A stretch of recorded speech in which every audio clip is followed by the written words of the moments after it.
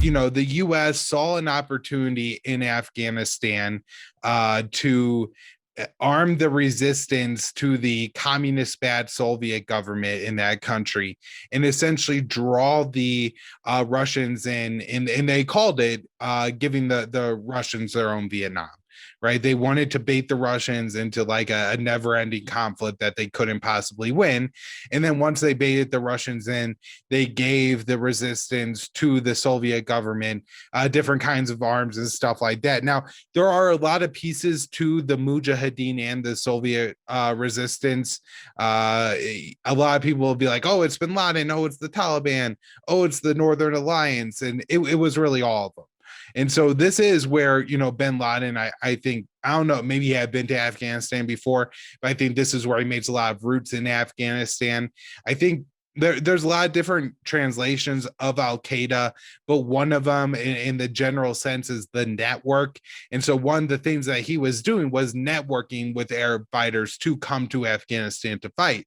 And so you could kind of see that, as later in life he coordinates a terrorist attack, maybe he honed some of those skills at this time when he was backed by the United States. And this is one of the reasons that you don't arm rebels in different countries, because you don't really know what you're doing. But part of that too, arms went to the Taliban and they became a more substantial fighting force, but also the opponents of the Taliban, the Northern Alliance, some of those warlords were a part of the like Mujahideen and the resistance too. And then once the Soviets left, I don't think the Taliban immediately like started or continued. It more like kind of went towards different warlords, held different territory. The Northern Alliance held their own territory. So, warlords like Dostum, Massoud, Noor, Hekmatyar, people might recognize those names. They hold territory during this time. And then it's, I think, around 1995 that the Taliban really come in and start taking territory.